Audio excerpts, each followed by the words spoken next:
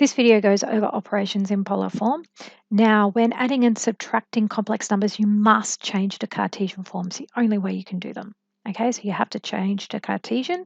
When multiplying, as you can see here, when multiplying two complex numbers, we multiply the moduli and we add our arguments, our angles.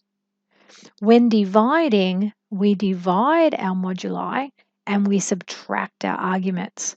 That's very similar to indices, our index laws, and also our log laws. So that's the beauty of maths. Things don't change. Our rules are the same. Okay, so you should remember those. And when you're finished, always check that the arg z or your angle is between negative pi and pi. Now just note these formulas are on your formula sheet. Okay, mind you, I'd be remembering them, so I didn't have to look them up, but they are on your formula sheet. So let's look at some examples. Calculate the following expressing your answers in polar form. 2 cis pi on 3 times 3 cis pi on 6 is going to be 2 times by 3 cis, and then we add our angles.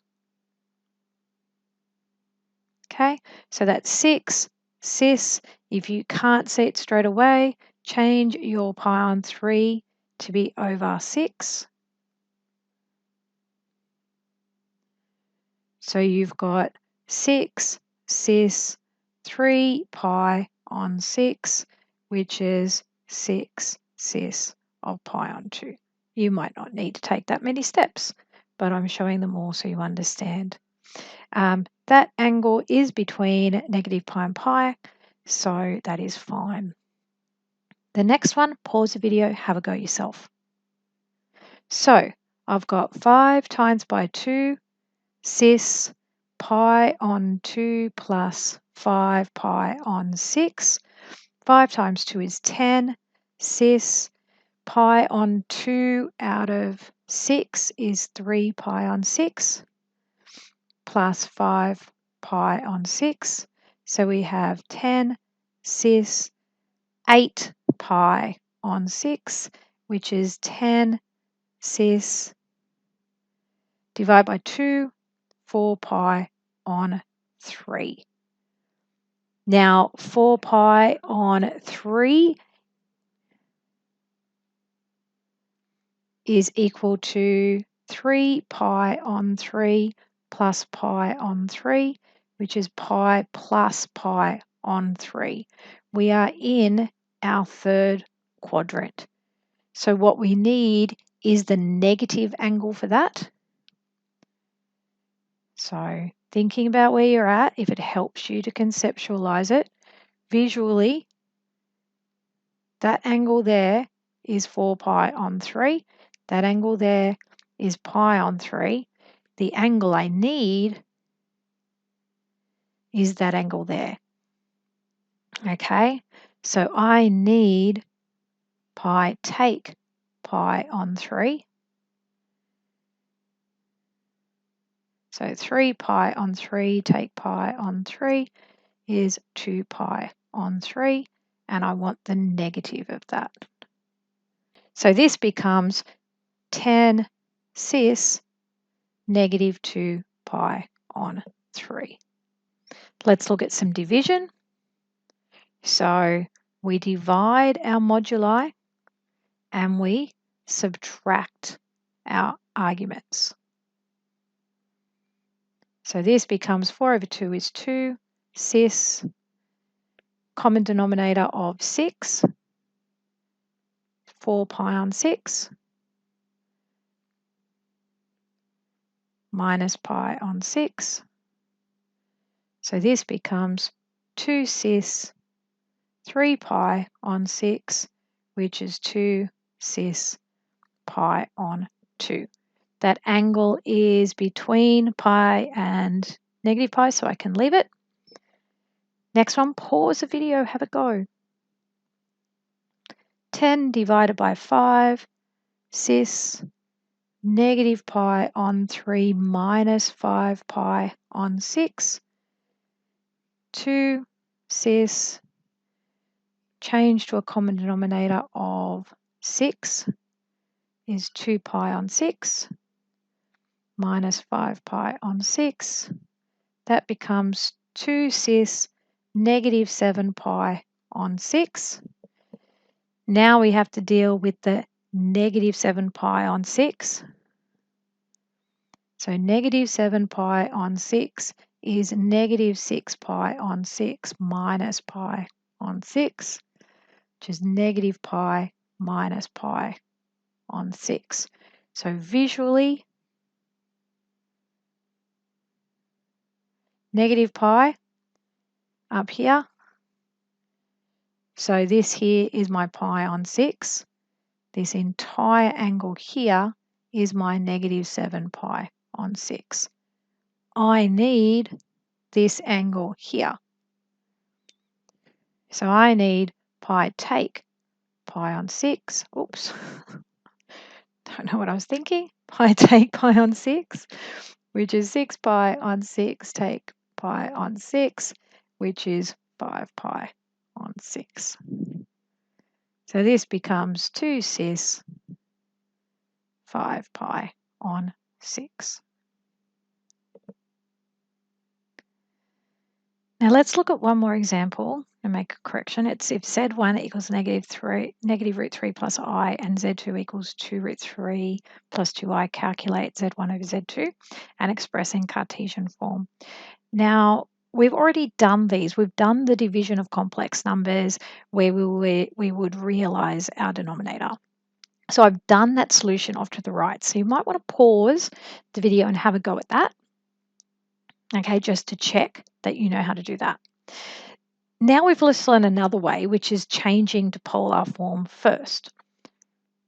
Personally, I would just go with the way we've learned.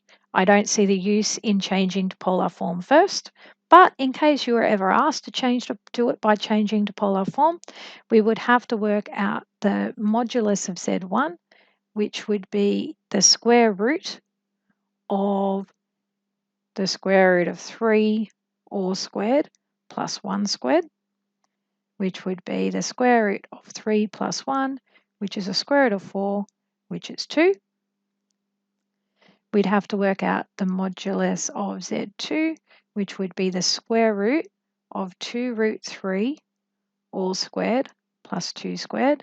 2 root 3 all squared, 2 squared is 4, 4 times 3 is 12.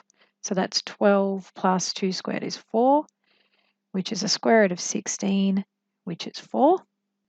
So we worked out the modulus. We need to work out the argument. We're in the second quadrant because this is a negative root 3 plus I. So that means that's root 3 and that's 1. My theta 1 is going to be that angle. So I'll just label that alpha. So alpha is going to be inverse tan of 1 on root 3. And that is pi on 6. So theta 1 is going to be pi minus pi on 6, which is 5 pi on 6. So that means that Z1 is 2 cis 5 pi on 6.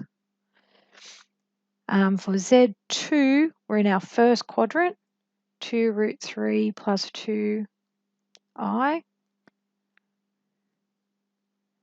So you've got 2 root 3 and 2. We can label that theta. We'll label it theta 2 because we're in our first quadrant. Theta 2 is inverse tan of 2 on 2 root 3 is inverse tan of 1 on root 3. So that's pi on 6. So Z2 in polar form is 4 cis pi on 6. Just going to put a line down there so don't get confused. So Z1 divided by Z2, we divide our moduli, so 2 over 4 cis, and then we subtract our arguments. Okay, so that's a half cis 4 pi on 6, which is a half cis 2 pi on 3. you still have to change the Cartesian form. Okay, so probably realizing why I wouldn't bother with this. So then that equals a half cos 2 pi on 3 plus a half sine 2 pi on 3i. So that's now a half times cos of 2 pi on 3, realizing that I'm going to put it up here as I've run out of room. 2 pi on 3 is 3 pi on 3 minus pi on 3, which is pi minus pi on 3. So we're in our second quadrant. Okay, so cos is going to be negative. So this is a half times negative cos of pi on 3 plus a half times, and it's going to be positive for sine, I'm going to have to remove that line again,